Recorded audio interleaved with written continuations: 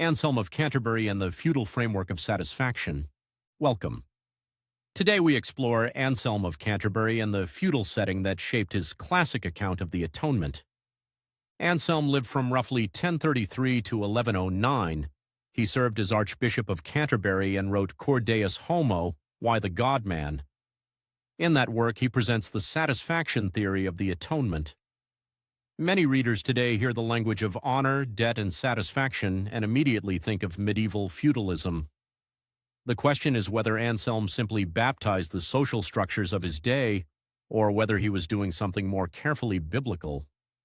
First, the historical setting. In 11th century Europe, the social order rested on relationships of lord and vassal. A lord's honor was not private pride, it was public standing that held the community together. An offense against a lord required satisfaction, some act that restored the disrupted order. If satisfaction could not be made, punishment followed.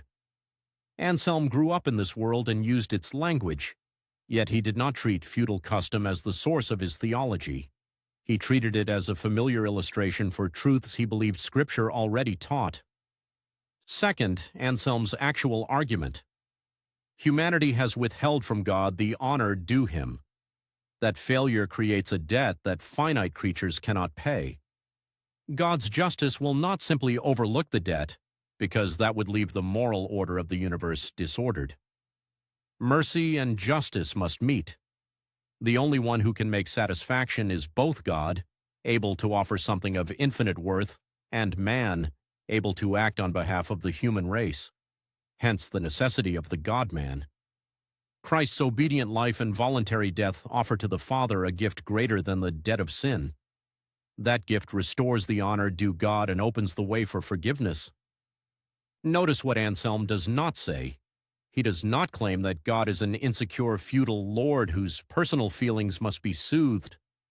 The honor in view is the objective rightness of God's rule over creation. Satisfaction is not a bribe, it is the restoration of that right order. Anselm repeatedly anchors the discussion in the justice and mercy of the God revealed in Scripture, not in the peculiarities of Norman politics. Third, the biblical roots. Anselm draws on texts that speak of God's holiness, the seriousness of sin, and the need for a fitting response. Passages such as Romans 3:25 and 26, where God is both just and the justifier, stand behind his insistence that mercy cannot cancel justice. The language of debt appears in the Lord's Prayer and in Jesus' parables. The idea that one representative can act for many appears in the Adam-Christ parallel of Romans 5 and 1 Corinthians 15. Anselm's innovation is the systematic way he holds these strands together under the category of satisfaction, using the social vocabulary of his time to make the logic clear to his readers. Critics sometimes charge that the feudal overlay distorts the gospel. A fair reading shows the opposite. Anselm uses the feudal image as a bridge, not as the foundation. When the image is set aside, the core claims remain. Sin is a real offense against the holy God. The offense cannot be ignored. Only the God-man can make the required restoration, and that restoration is the ground of free pardon. Those claims rest on the canon's own logic of promise and fulfillment, not on the manorial system. In short, Anselm of Canterbury borrowed the language of his feudal world to communicate a thoroughly theological vision. The satisfaction he describes is not the calming of a temperamental overlord, but the public upholding of God's righteous order through the obedient self-offering of the incarnate Son.